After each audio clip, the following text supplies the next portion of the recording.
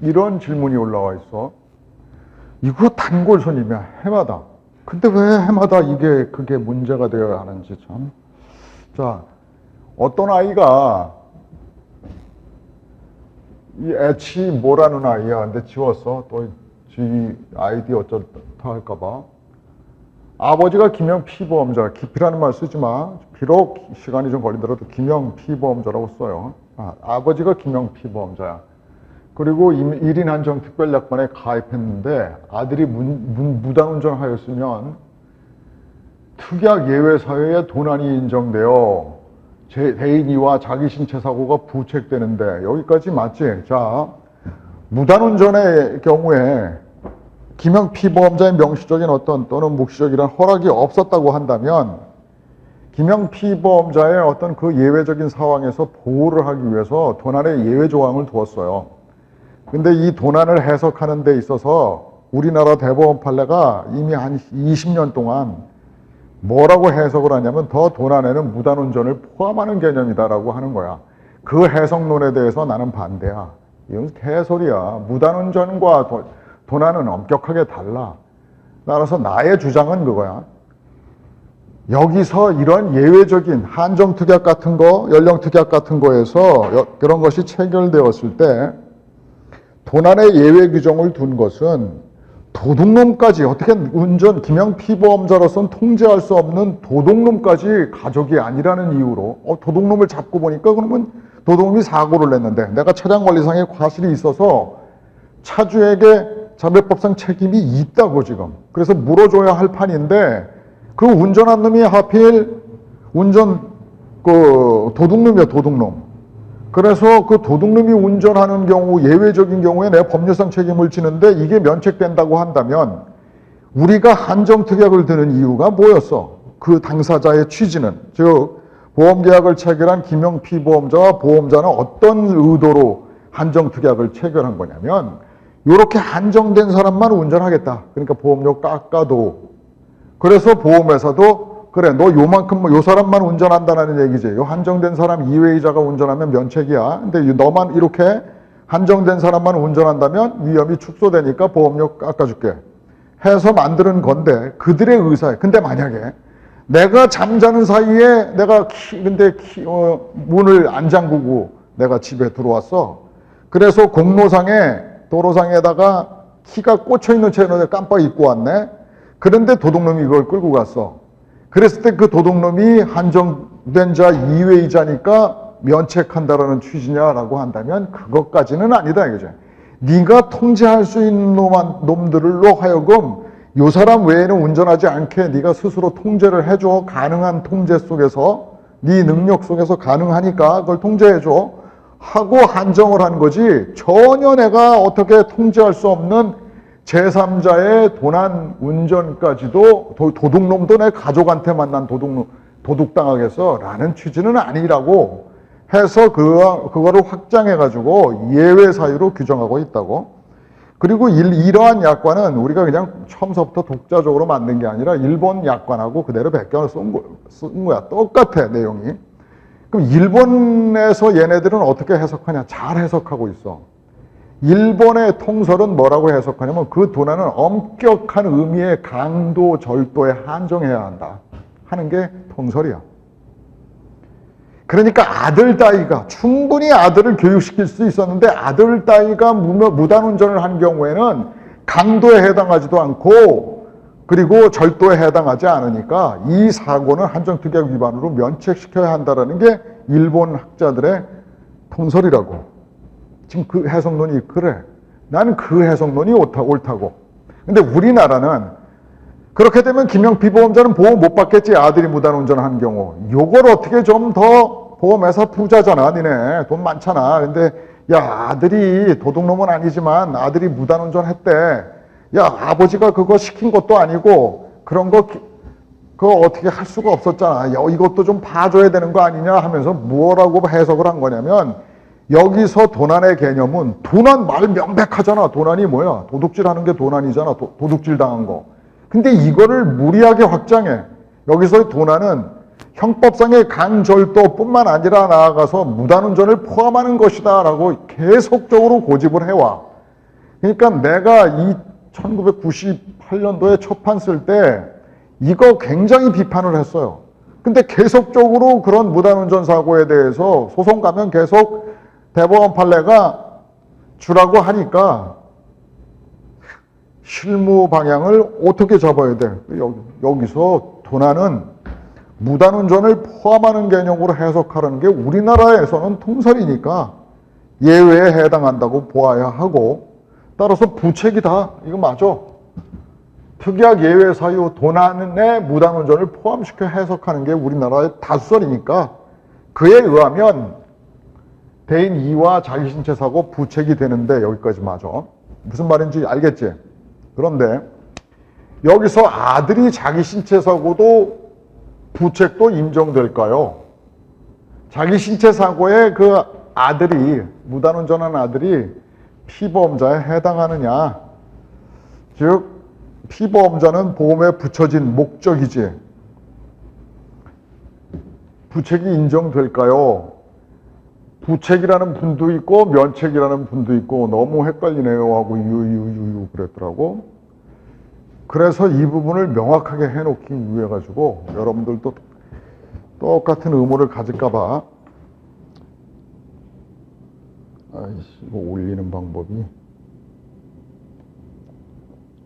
어떤 애가 이제 바로 댓글이 나오네. 이제 이런 부분은 본인이 배운 논리로 밀고 나가야 될 듯 전 부책으로 판단합니다. 부책, 면책을 떠나서 내가 언젠가 얘기했지만 논리로 밀고 나가야 될 듯 이거는 2014년도 이전 시험이라면 그래. 면부책을 논하라 하는 시험이었으니까 나는 이게 이러하다 하고 논리로 밀고 나가면 돼. 근데 지금 2015년도 이후로는 계산 문제를 매는 그런 조잡스러운 시험이 돼가지고 채점자는 지가 답이라고 미리 산출해 놓은 액수와 맞지 않으면 틀린 거라고. 이게 지금 금액을 산출하는 문제가 주리적인 문제가 되어버렸다고. 면부책을 논하라는 문제가 아니라 보험자의 보상 책임, 그 다음에 두 번째 그 각 보험자의 지급액을 구하시오. 그러면 어떻게 하느냐에 따라서 지급액 토탈액이 달라지잖아. 즉 답을, 얘네들이 예정한 답을 맞추느냐 못 맞추느냐의 문제에 봉착하게 된다고. 2014년도까지 나왔던 문제 스타일이 훌륭한 문제 스타일이야. 적어도 손해사정서한테 어떤 의견을 가지고 있는가를 묻는 좀 심도 있는 문제로 옛날엔 출제가 됐었는데 왜 그럼 15년도부터 이렇게 출제를 조잡하게 바꿨냐. 그러니까 안에 논리가 훌륭하지 않아도 결과에 있어서 숫자가 맞으면 점수를 주는 이런 거지 같은 방식으로 바뀌었느냐. 난 채점 출제위원들한테 들은 얘기야. 너무 채점 양이 많으니까 그걸 빨리 하기 위해서 답 보고 그냥 점수 주려고. 그러다 보니까 최근 15년도 이후에는 함량이 되지 않는 합격자도 나오고 함량이 되는데 떨어지는 일도 나오고, 뭔가 난 지금의 그 출제 스타일, 채점 스타일 마음에 안 들어. 그러나 우리는 어쨌든 경향이 그렇다면 거기에 맞춰 나가야 된다고. 거기에 맞춰 나가야 되니까 금액이 맞아야 돼. 시험장에 들어가가지고 이럴까 저럴까 해서는 안 되고, 시험장 가기 전에 이미 여러분들의 확고한 액수를 구할 수 있는 기준을 잡고 들어가야 된다고. 그때 달라요 할 수가 없는 거니까. 그러니까 이거는 해법이 안 돼. 뭐라고 썼냐, 그 다음에 제 공부량이 부족해서 그런가 여기저기 휩쓸리네요. 이해는 돼. 그 다음에 이제 아래 댓글이 이제 내가 보여주려고 하는 건데, 이게 안 올라가네. 이거 내가 맥 쓰던 사람이 이게 제일, 이 제스처, 이 손가락 제스처 기능이 맥과 PC와는 하늘과 땅 차이야. 여러분 아이폰에서 이렇게 하는 구현하는 거 있죠? 그 제스처, 손가락 제스처 기능. 완벽하게 그냥 똑같아요. 등 저기가 없이 그냥 부드럽게. 근데 PC는 툭툭 끊기지. 윈도우는. 그걸 왜 못 만드는지 몰라. 하여튼 스티브 잡스가 뛰어난 친구이긴 했어. 자, 여기 써 있어. 이게 찍히냐? 그냥 읽는 수밖에 없지. 보이냐? 더는 확대가 안 돼. 나한테 맞추지 말고 저 그림에 맞춰, 글자에 맞춰. 그랬더니 어떤 애가 얘는 S 이름이 뭐 어쩌고 저쩌고인데 부책 의견과 면책 의견이 있대. 그러면서 판례는 피보험자를 자동차를 도난당했을 경우 무단운전의 경우를 포함해서 해석한다. 여기까지 공부를 했네. 따라서 아들은 기명 피보험자의 승낙 여부와 관계없이 친족 피보험자의 요건을 충족. 이건 틀린 얘기야. 여기서 설명할게. 다시. 이걸 여전히 다 이렇게 생각하는 사람이 해마다 보면 많아. 승낙 피보험자는 뭐요? 보유자요. 승낙 피보험자는 보유자라고. 내가 얘기했잖아. 보유자는 소유자와 권리를 갖는 자야. 자동차의 권리를 갖는 자. 권리를 갖게 된 소유자는 뭐 내가 그 차를 샀기 때문일 거고 뭐 증여를 받았거나 그 외의 권리자는 뭐가 있을까? 내가 돈 내고 빌렸어. 이 임대차. 또는 내가 돈은 안 줬지만 친구한테 차를 빌렸어. 그래서 사용권을 빌렸다고 권리가 있는 거란 말이야. 임차인이 됐던 사용대차의 차주가 됐던 빌렸다라는 데서 이 빌린다라는 건 뭐요? 돈 주고 빌리고 돈 안 주고 빌리고 이게 돈 주고가 임대차. 임대료를 지급한 거지. 임대차. 안 주고 빌린 게 사용대차. 돈을 주건 안 주건 좌우지간 빌린 데에는 권리자야. 그런데 그래서 권리를 갖는 보유자를 기명 피보험자, 친족, 승낙, 사용자라고. 자동차에 뭔가 모르겠는데 권리를 갖는 자, 얘들이. 이 권리를 가져야 된다고. 아들, 여기서. 여기 좀 크로즈업 해봐. 승낙 여부와 관계없이 친족 피보험자의 요건을 충족. 친족 피보험자는 승낙 여부에 관계없이가 아니라 승낙이 없어도라는 말은 맞아. 승낙이 없어도 친족 피보험자는 승낙이 없어도 승낙이 있는 걸로 볼 수 있다라는 거야.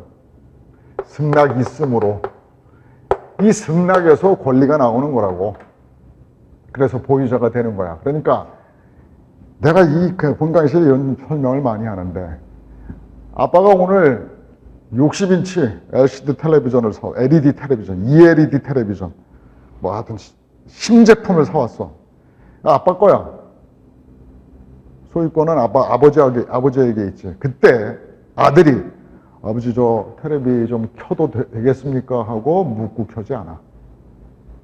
왜 그런가? 아들이니까.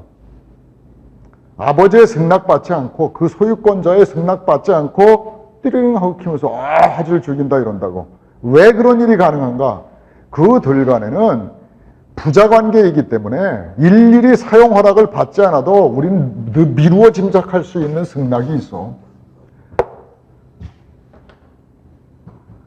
부인이 여보 내가 저 텔레비 좀 잠시 켜도 되겠어? 이런 승낙 안 받는다고. 친족이라는 공동체 안에서 특히나 요즘엔 핵가족이지만 가족 공동체 안에서 가족의 재물에 대해 가지고 일일이 사용 허락을 받고 쓰지 않는다고.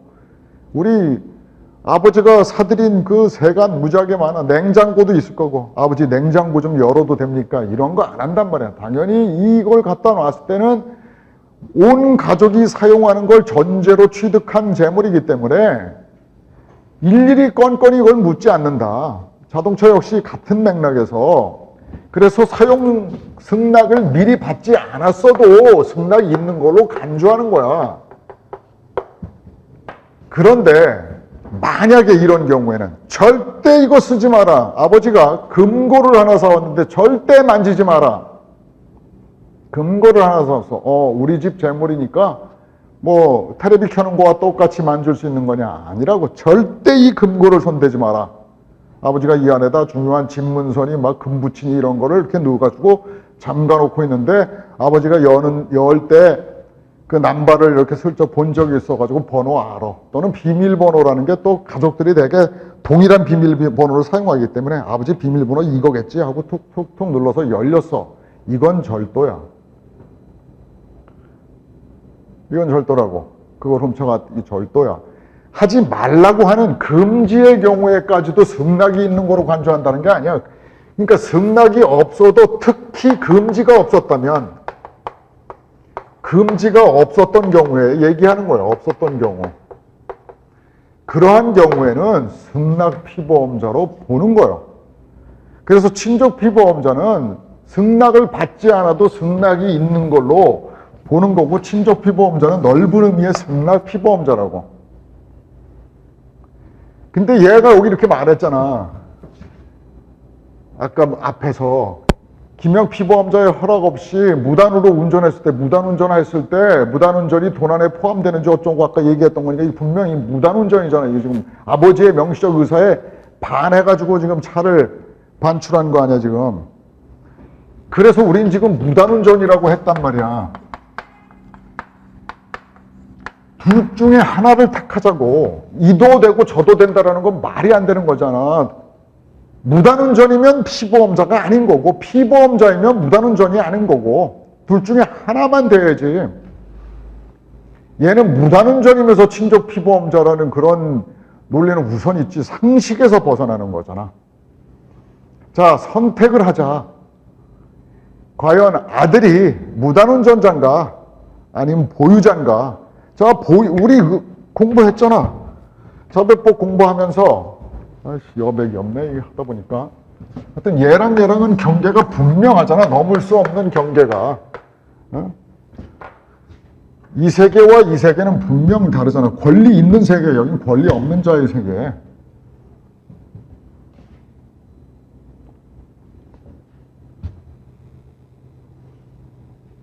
아까 내가 이랬지. 보유자는 뭐요? 모든 운행자에서 권리 없는 놈 빼는 거야. 그러니까 권리 없는 놈 빼는 게 무단운전 그리고 뭐야? 절취운전. 이 둘을 뺀 나머지가 보유자야. 절취 무단운전자는 운행자이지만 보유자는 아니라고. 결국 모든 자기로의 자동차를 운행하는 자, 즉 운행 지배를 갖는 자는 빼는 절취 무단운전자가 포함되지만 얘들을 빼야 비로소 보유자가 되는 거라고. 그러니까 얘라고 하던가 둘 중에 하나만 하라고. 왜 둘 다 된다고 생각하냐고. 좀 논리가 말이 않잖아. 아들은 김영 피보험자의 승낙 여부와에 관계없이 친족 피보험자의 요건을 충족시켜. 그럼 얘는 도난한 게, 얘는 무단운전한 게 아니야. 얘는 정당한 운전을 한 거라고. 그럼 애당초에 뭐 예외에 해당하고 어쩌고 할 필요가 없어. 물어줘야지. 하나만 선택하자고. 그러면 선택하는데 여러분이 선택하는 데 있어서 도움을 주기 위해서 논증을 한번 제시해 줄게. 지금 우리는 대인배상의 피보험자성을 논하는 거야.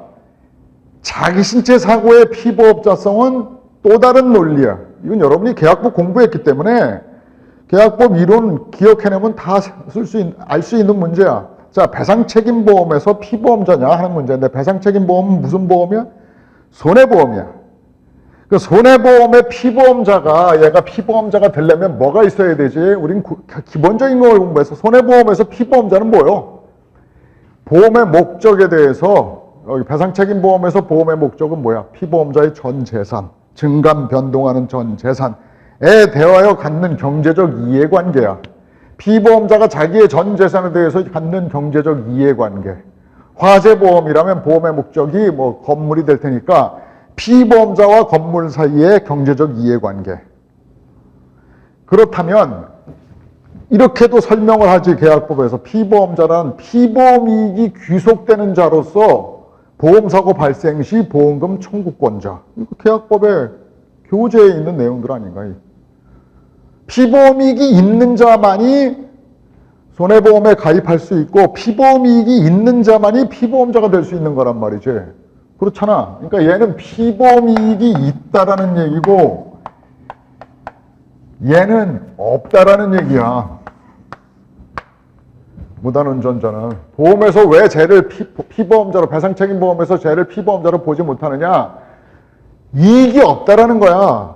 피보험 이익은 뭐야? 결국 손해의 반면이기 때문에 손해가 났을 때 보호할 가치가 있는 자라는 뜻이야. 그럼 피보험 이익이 왜 없다라고 보는 거냐? 자, 피보험 이익에 세 가지 요건이 있어. 경제적 이익이어야 돼. 그 다음에 적법한 이익이어야 하고, 그것은 그 이익은 확정 가능해야 돼. 확정성. 이게 없어. 경제적 이익은 얘도 있지. 사고 치면 내 재산 물어줘야 되니까 재산에 충날 수 있는 지위에 있어.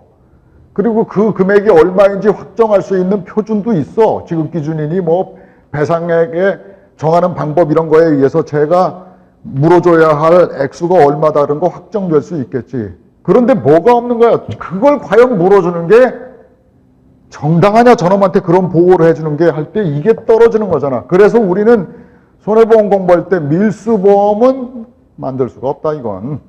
도박보험과 같은 것은 보험화가 될 수 없다. 왜? 피보험이 이게 적법성이 없기 때문에. 만약에 도박 손실이나 밀수를 하다가 적발돼서 생길 손실, 분명히 경제성이 있다고 해가지고 이에 보험 보호를 허락해버리면, 보험을 허용해버리면 밀수를 조장하는 거야. 안 들킬 때까지 내가 보상해 줄 테니까 밀수 계속해. 이거와 똑같은 거야. 도박보험에서 도박을 도박의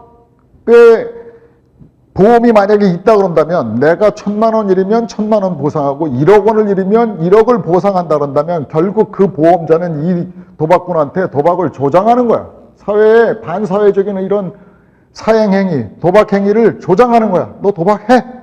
배팅도 크게 해. 네가 일면 다 물어줄게. 따면 네 거. 그래서는 안 되잖아. 그래서 도박보험, 밀수보험 같은 것들은 왜?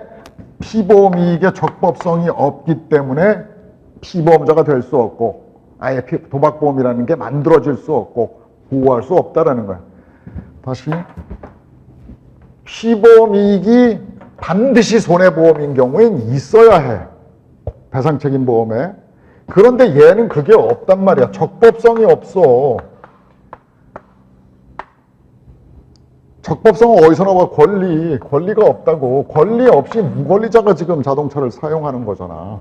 그러면 자, 아버지의 허락을 받지 않고 또 그리고 우리가 추단해 볼 수 있는 아버지의 의사에 반해서 결코 뭐 면허도 없고 만약에 미성년의 아들, 여기 지금 미성년의 아들이라고 한다면 아버지가 차를 운전해도 좋다라고 할 리가 절대 없고 금지하는 것이 상식에 부합하는 얘기죠. 어느 아버지가 미성년 아들한테 10살 먹은 그 아이놈이 차를 막 끌고 나와가지고 한 4km 하다가 차를 몇 대 망가뜨리는 그 기사도 본 적이 있지만 그걸 허용하는 아버지가 어디 있냐고. 그러니까 명시적으로 금지되어 있는, 아까 금지란 말을 썼는데 금지에 위반한 경우까지도 허락이 있다라고 말하는 것은 적어도 우리나라에서는 안 통해. 그런 나라가 어디는 뭐 일본도 아니고 어느 나라가 그런 게 가능할까? 뭐 프랑스에서 그런다. 프랑스에 가서 그런 얘기 하라고. 대한민국에서는 안 통하는 얘기란 말이죠. 금지된 행위를 하는 경우까지도 정당성을 인정할 수는 없다고. 그러니까 피보험이 이게 적법성이 없어, 권리성이 없으니까. 그러니까 얘는 배상책임보험의 피보험자가 아닌 그냥 무단운전자야. 나쁜 놈이야 이거. 그리고 신족피보험자가 아니라고. 배상책임보험에서 친족피보험자가 일단 아니야. 절대 아니야. 그 다음에 뭐라고 썼냐. 요건을 충족하는 게 충족 안 돼. 여기 크로즈업 해봐. 도난하였을 경우에 해당하는 기명피보험자의 자녀로서 자기신체사의 피보험자의 지위에 있고 자기신체사고 약관에서 피보험자에 해당하더라도 무단운전을 면책한다는 규정이 없으므로 부착해야 한다는 의견. 좀 거친 설명이지만 여기에는 동의해. 자, 그러면 얘가 무단운전자가 자기신체사고에서 피보험자냐? 네, 맞습니다. 자기신체사고는 손해보험이 아니야. 그건 상해보험이야. 인보험이라고. 인보험은 피보험이 이게 개념이 없어. 인보험의 피보험자는 보험금 청구권자를 의미하는 게 아니야. 성격이 완전히 다르잖아. 인보험에서 피보험자하고. 인보험에서 보험금 청구권자는 누구야? 보험 수익자야. 인보험에서 피보험자는 뭐야? 보험의 목적에 불과해. 그의 생명이나 신체가 보험에 붙여진 자야. 그러니까 다시 말하면 보험사고가 그의 죽음, 그의 부상, 그의 죽음, 그의 장애를 보험사고로 하는 대상일 뿐이야. 보험의 목적이야. 건물과 같아서 화재보험의 건물과 같은 지위일 뿐이야. 네 모가지에 생명보험 건다라고 하는 모가지야. 네가 죽으면 돈 주기로 한 보험의 목적 대상일 뿐이라고. 그 대상에 대해서 무슨 뭐 윤리성, 적법성 이딴 걸 따질 필요가 없는 거지. 그 대상에 대해서는 그냥 제가 죽으면, 제가 다치면 돈 받기로 한 계약이 상해보험이고 생명보험 계약이라고. 그러면 자기 신체 사고의 피보험자는 누구가 있어? 기명 피보험자, 친족 피보험자, 그러니까 배상책임보험의 기명, 친족, 허락, 사용자, 운전자는 모두 자기 신체 사고의 피보험자야. 근데 얘는 배상책임보험의 친족 피보험자 아니지. 여기에 해당 안 되는 놈이야. 그 다음에 이들의 부모, 배우자, 자녀를 추가해놨다고. 거기에 해당해. 이놈이 친족 피보험자여서 자기 신체 사고의 피보험자인 게 아니라 기명 피보험자의 부배자를 열거해놨다고. 그래서 자기 신체 사고의 피보험자야. 기명 피보험자가 죽거나 다쳐도 요거 보험의 목적으로 포함시켜 줍니다. 물어줍니다. and 이들의 부모, 배우자, 자녀 피보험자입니다라고 정해놨는데 아무리 이놈이 나쁜 일을 짓을 하고 뭐 생양아치 짓을 하더라도 기명 피보험자의 아들이라며. 이건 분명하잖아. 아들이잖아. 그래서 자기 신체 사고의 피보험자인 거야. 얘가 친족 피보험자여서 피보험자인 게 아니라고. 이 자기 신체 사고의 피보험자는 누가 있어? 기명, 친족, 승낙, 사용 피보험자, 운전자, 그리고 그들의 부모, 배우자, 자녀가 플러스 되어 있잖아. 여기에 해당해서 얘가 피보험자라는 거지. 배상책임보험의 친족 피보험자 자격으로 피보험자가 아니라고 얘가. 이거 아니야. 이게 아니고 이거야 이거. 기명 피보험자의 부모, 배우자, 자녀라고 정해놓은 거잖아. 그리고 여기에는 경제성, 적법성, 확정성 같은 거 요하지 않아. 왜? 인보험은 원래 피보험 이익을 인정하지 않아. 그러니까 피보험자 맞아. 배상책임보험의 무단운전자이면서 이름은 자기 신체 사고의 피보험자 맞아.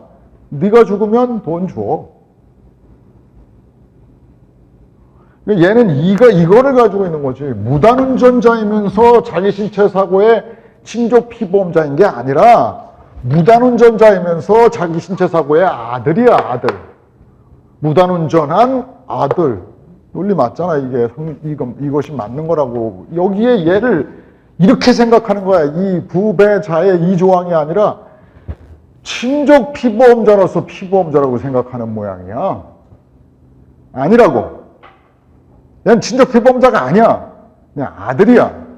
그래서 자기 신체 사고의 피보험자야. 그러면 자기 신체 사고의 보상책임 발생 요건은 뭐냐? 얼굴을 봐. 자기 신체 사고의 보상책임 발생 요건은 뭐야? 피보험자가, 그러니까 기친 승사원뿐만 아니라 이들의 부모, 배우자, 자녀가 자동차의 소유사용 관리 중 사고가 나가지고 그래서 죽거나 다쳤어. 얘들이 죽거나 다쳤으면 특히 보험 수익자를 자기 신체 사고에서 정해놓지 않았으면 법률의 규정에 의해서 무슨 뭐 상속 순위 이거에 의해서 정해주면 되겠지. 하여튼 그러면 보험 수익자에게 보험금 청구권이 생기는 거야. 얘는 죽거나 다치는 아이고 보험금 청구권자는 보험 수익자에게 있는 거야. 보험금 청구권은. 근데 얘는 지가 다쳤으니까 지가 또 수익자가 되겠지. 수익자지. 피보험자이면서 수익자지. 이 아들은. 그걸 부정할 수 없어. 자, 피보험자가 피보험 자동차의 소유 사용 관리 중 사고로 죽거나 다쳤다면, 얘 피보험자 맞잖아. 김영 피보험자의 부배자에 해당해서 피보험자가 죽거나 다치면 보상하여 드립니다. 이 약관에 따라서 보상하여 드립니다라고 했어. 그럼 이 약관에 따라서니까 면책 사유가 있나 없나를 봐야 돼. 1914년도에 약관이 개정이 돼 버렸지. 그 이전에 자기신체 사고 약관에 14년도 이전에 자기신체 사고 약관은 면책 사유가 어떻게 돼 있었냐면 고범무마요 경전지핵이었어. 뭔 말이냐면 고의, 보험계약자 보험금을 받을 수취할자의 고의로 인한 손해, 범죄 목적으로 자동차를 사용하던 중 자동차를 사용하던 중 발생한 사고 또는 자살, 싸움의 경우에는 보상하지 않습니다라는 조항이 있었고, 무면허 운전의 경우 면책, 그 다음에 마약 운전, 요금이나 대가를 받는 유상운송, 경주용으로 자동차를 사용한 경우 전쟁, 기타 별난, 지진, 핵, 연료 물질의 직접 간접적인 영향으로 인해 손해 이렇게 열거되어 있었는데, 그 이전에 이게 무면허가 빠지게 되지. 자기신체 사고에 또 대법원이 중과실 담보 그래서 이거 빠지고 요렇게 있었던, 이렇게 유지되고 있었다고. 음주는 진적 빠졌고 이렇게 있었다가 최근 약관에 이게 삭제됐어. 14년도의 일이야. 그런데 14년도에 내가 자동차 보험을 강의 안 할 때야. 그래서 난 빠진지도 몰랐다가 18년도에 다시 강의를 재개하면서 약관을 샅샅이 검토할 수밖에 없지. 여러분을 가르쳐야 하니까 어떻게 변했나 했더니 이게 빠져버린 거야, 범죄. 옛날 그 14년도 이전 약관에 의하면 얘가 면책이야. 피보험자 맞지만 면책 사유에 해당해. 자동차를 범죄에 사용했어. 어떤 범죄에 사용했느냐? 자동차의 절도죄가 형법 331조가 절도죄야. 근데 절도 안 했지. 그런데 이 1995년도에 조문이 하나 신설돼. 95년도에. 형법 331조에 2가 생겨. 그래가지고 교통승용구 무단사용죄. 무단사용범죄가 생겨요. 징역 3년 이하의 징역이야. 범죄로 1995년도에 형법에 이 범죄가 삽입되었다고. 그러니까 자동차를 무단 사용하는 범죄를 저지르다가 얘가 죽거나 다치면 범죄 행위로서 면책한다라는 조항을 옛날에 두고 있었기 때문에 안 줬어. 당연히 안 줬어. 그런데 그게 15년도 약관에 개정되면서 이거 빠져버렸다고. 그럼 면책 사유 없어. 따라서 줘야 돼. 그런데 다른 파일을 한번 보여줄게. 15년도에 개정이 됐어. 그렇게. 그런데 이라 또 이거 보자. 아 정말 윈도우 빌 게이츠 이 새끼 이따구로 만들었냐. 이게 2016년 39회 자동차 보험 1번 문제야. 약관이 개정된 다음에 문제야 이게. 다음 사례를 검토하고 물음에 답하시오. 자, 액수로 시험 문제를 최종적 금액 가지고 그냥 채점하는 스타일이 언제부터라고? 15년부터. 계산 문제가 15년부터 계산하는 스타일로 문제를 냈다고. 찬성하진 않지만 16년도 문제야. 그 다음에 또 계산 문제가 나온 거야. 이 문제의 사례를 한번 보자. 사고 내용. 1916년 8월 1일 16년 여름에 치렀던 1번 문제라고. 8월 1일 얘가 공화업시경 A는 자신의 아버지 소유의 승용차 열쇠를 허락 없이, 무단운전이라고, 허락 없이 가지고 나와서 자신의 친구인 B와 함께 놀러 가기로 하고, 친구 B와 함께 놀러 가기로 했다는 거. A와 B가 놀러 간다고. 무단운전을 해서 친구 A, B가 놀러 간단 말이야. B가 운전을 하고 가던 중 신호등 없는 교차로에서 C가 운전하는 화물차를 충돌해버렸어. 그래서 A는 부상당했어. 아들은 부상이네. 자기 신체 사고 보험금 줘야 돼, 안 줘야 돼? 줘야 된다는 얘기야. 지금 약관에. 왜? 김영 피보험자의 부모, 배우자, 자녀 피보험자로 규정하고 있거든. 그러니까 얘 A는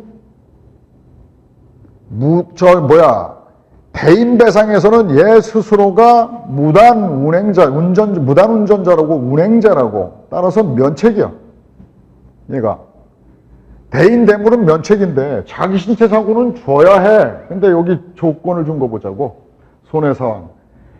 A는 부상 2천만 원 당했대. 치료비 1천만 원, 나머지 손해 1천만 원. 상해급수가 5급인데 책임보험금 한도액이 900만 원이다.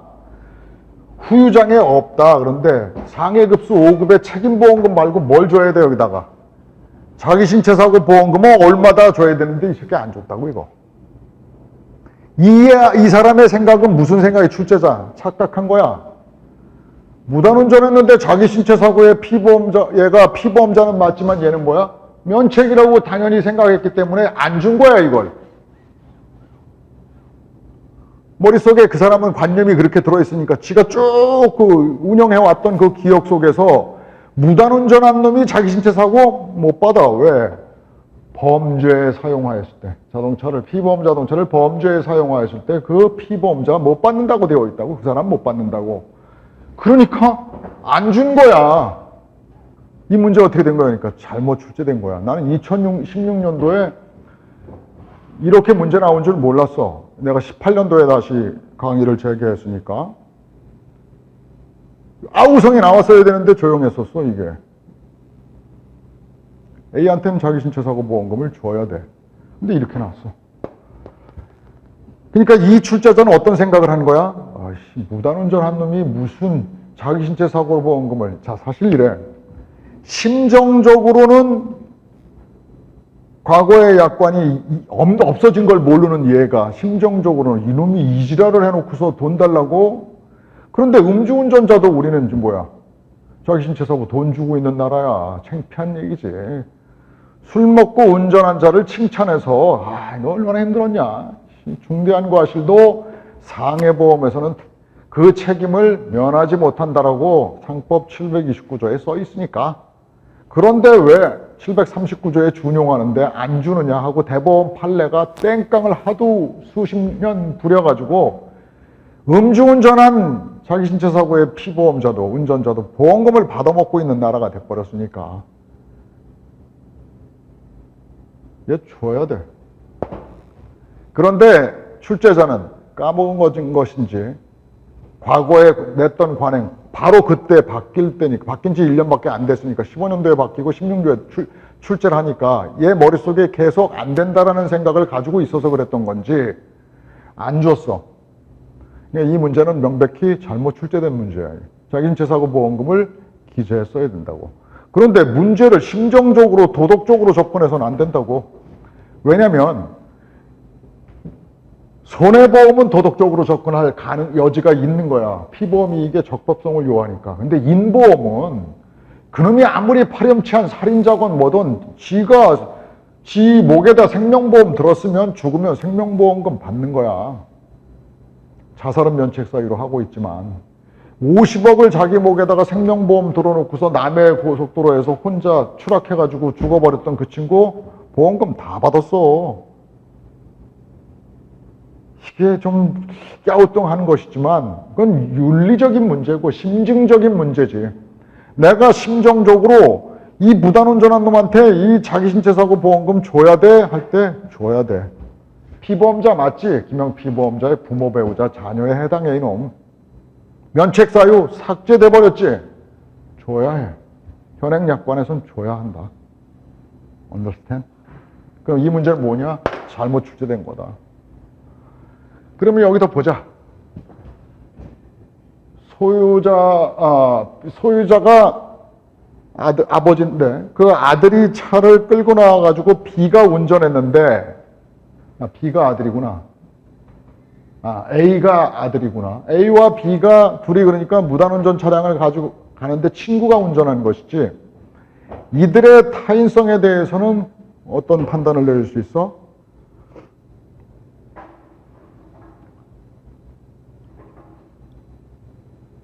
무단운전자에 대해서 타인성, 자별법상 타인성 인정할 수 없지. A는 타인이 아니야, 자별법상. 그럼 B 보자. 운전한 B, 운전자이기 때문에 타인이 아니야. 거꾸로 이걸 바꿔보자. 운전을 아들이 하고 B가 탑승했다 그런다면 타인이냐 아니냐? 타인이야. 여기 어디에도 B가 야, 네 아버지 차 갖고 나와 하는 적극적인 종용이나 가담에 관한 얘기가 없어. 그냥 허락 없이 가지고 나와 친구 B와 함께 놀러 가기로 하고 정도를 가지고 얘를 적극적으로 무단운전을 종용했다거나 가담했다라고 말하기는 곤란해. 통상적으로 있을 수 있는 무단운전 차량의 동승자일 뿐이야. 물론 감액은 할 수 있지만 얘가 타인성이 부정된다고 할 수 없어. 승객이었다면. 근데 고맙게도 얘가 운전을 했으니까 B도 대인배상 자배법에서 말하는 타인이 아니고 무단운전자, 우리가 무단운전이라고 말하지만 그건 운전의 개념이 아니고 운행자야. 운행자, 무단운전자는. 그 무단운행을 한 A도 타인이 아니고, 그러니까 대인배상 1, 2 모두 면책이야. 더군다나 이거 김영 피보험자 1인한정 특별약관에 들었으니까 대인 2는 면책이 되는 거지. 이때 C에 대한 책임은 어떠하냐? C에 대한 책임은 도난의 예외에 해당한다고 볼 건가? 우리나라 대부분 판례 열심히 그러잖아. 아무리 A와 B가 무단운전을 했어도 도난에 포함되는 거다. 그놈이 괘씸한 일이지만 하니까 C에 대해서는 전액 배상 책임이 발생해. 그치? 볼 수 있지, 이거는. 눈에.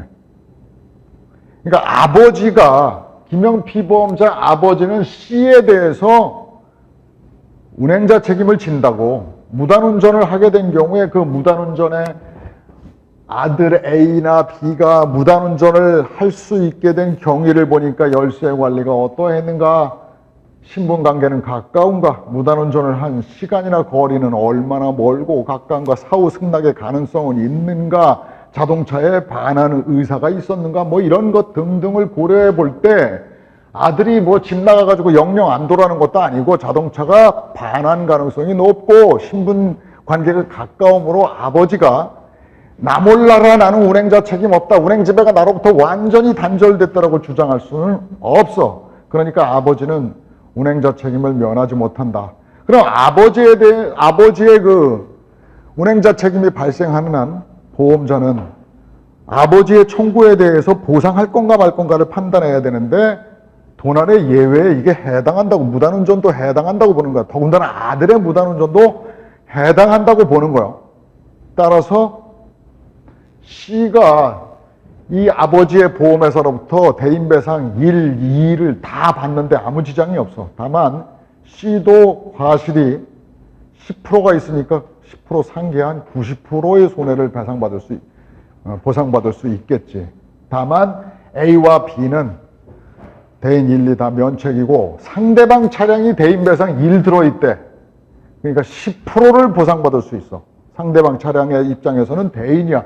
저놈들이 아무리 나쁜 놈이고 살인자고 죽일 놈이라 하더라도 이 차가 10% C의 과실로 그 신호등 없는 교차로에서 얘의 10%의 과실이 원인이 돼가서 쟤들이 다친 건 분명하니까 이 C의 보험자가 보상 책임이 발생한다고, 한데 대인 1만 들었다고 하니까 과실상계 90%를 해가지고 지급하게 되는데 최저보험금 개념을 고려해가지고 지급하면 되겠지. 그래서 이 문제가 나왔을 때가 보면 혼란이야, 혼란. 이 문제가, 이건 누구의 혼란이냐? 출제위원회 혼란이야. 면책 사유가 삭제된 것을 몰랐던 거야. 근데 난 또 재미난 건, 그래서 지금은 삭제되어 버려 있는데, 금융감독원에 이 약관 개정 취지를 그때 내가 그래서 2년 전인가 확인을 했다고. 다운받은 파일이 어디 있는데 거기에 뭐라고 써 있냐면 짧게 이렇게 개정한 취지는 중복되는 것들의 규정을 정리한 뿐이다라고 아주 가볍게 얘기하고 있어. 내가 그래서 미친놈들 아니냐 이게 중복되는 거, 불필요한 것들을 간단하게 정리한 정도가 아니라 지금 이런 사항이 면부책이 왔다 갔다 하게 변했는데 뭔 소리라는 거야. 엄청나게 다른 약관이 되어버린 거라고. 그래서 내가 오늘 여러분들한테 이 설명을 하기 위해서 그 금감원을 다시 들어가 봤더니 홈페이지 리뉴얼을 하면서 없어졌는지 자료실에 그게 없어. 걔네들 약관도 없어지고 다 없더라고. 자, 결론 낼게. 이 문제 때문에 이게 없어서 더더욱 여러분들이 혼란이 오는 거야. 여기 자기신체 사고의 금액을 써놓지 않아서 16년도 문제 때문에 해서 정리해 줄게. 뭐냐? 아이씨, 어디 갔냐? 이걸 없애야 되는구나. 하여튼 윈도우 지랄이야. 응? 이거 아닌데. 이건 또 문제. JPG로 내가 이거를 해왔는데 뜨는 것도 되게 느리네. 여기 다시 여기로 돌아갈게.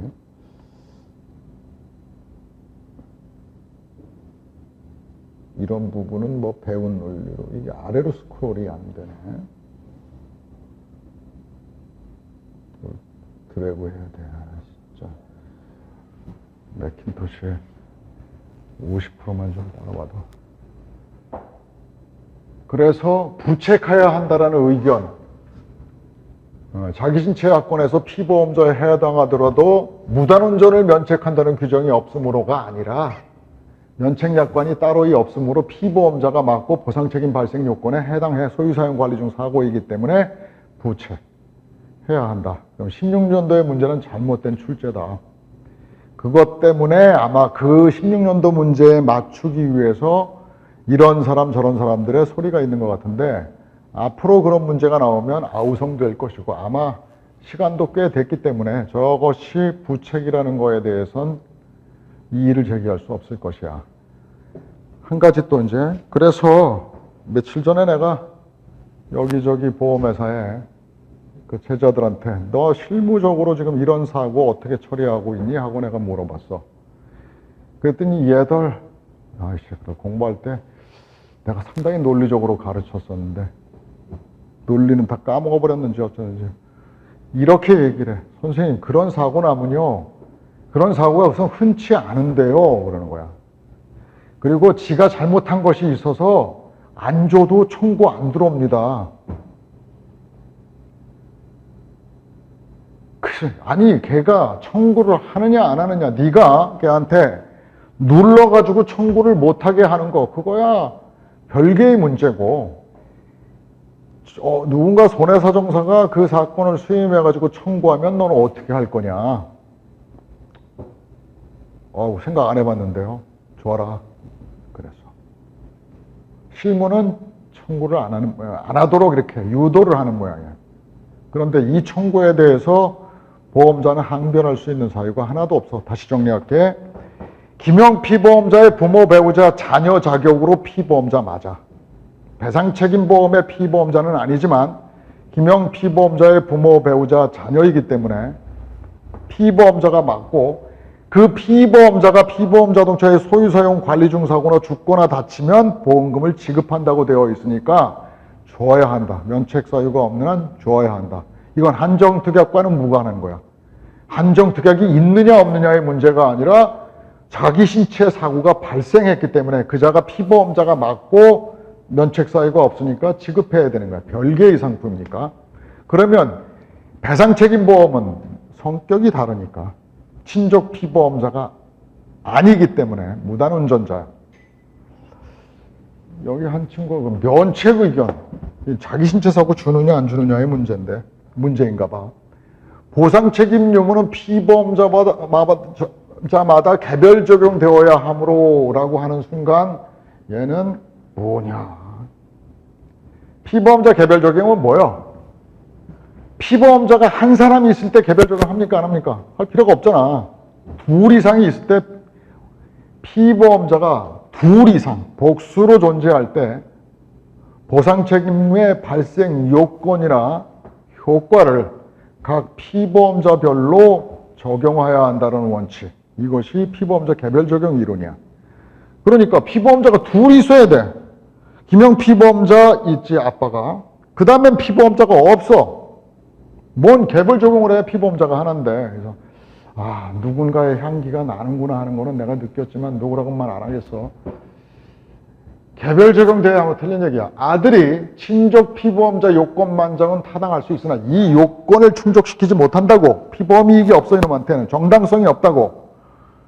무단운전자인 아들은 도난한 것이므로 특약 예외 규정인 피보험 자동차를 도난하였을 경우에 해당하지 않고 뭐하고 행설수설을 하고 있어.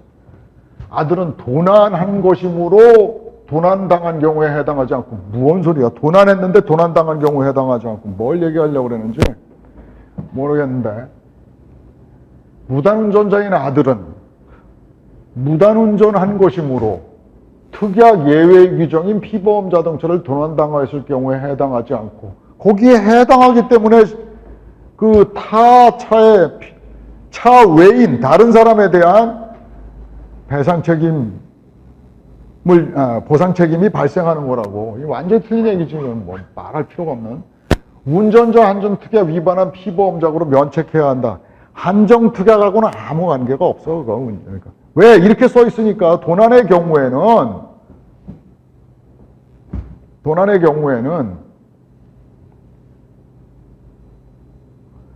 대인 대물 자기 신체 사고에 대해서 보상 책임을 집니다 그랬으니까.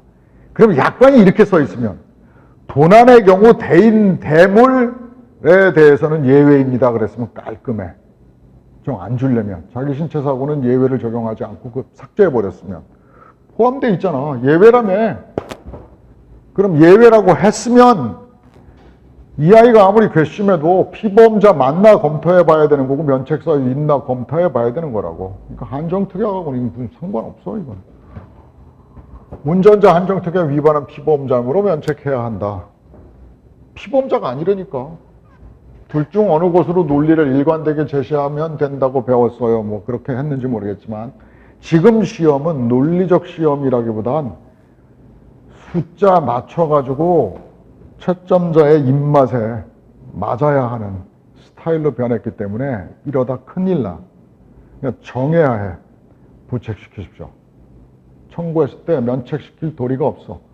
그리고 이 문제에 대해서 이의 제기를 하고 뭐 난리를 피울 수 있는 거야. 내가 제대로 써놓고 나서 그들이 원하는 괄호를 제대로 써놓고 나서 이의 제기도 하고 그런 거지. 완전히 틀려버리고 난 다음에는 이의 제기 늘 불안한 마음이고 말도 안 되는 얘기지 그게.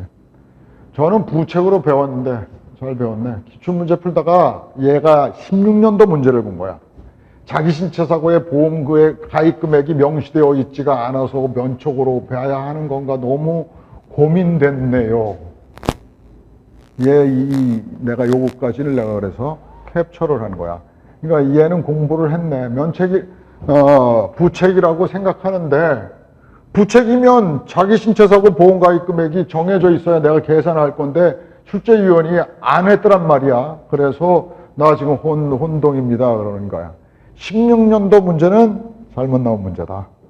그때 그 이의라든지 항의 이런 것들이 제기되었어야 하는데 그냥 조용히 지나버렸어. 의외이긴 해.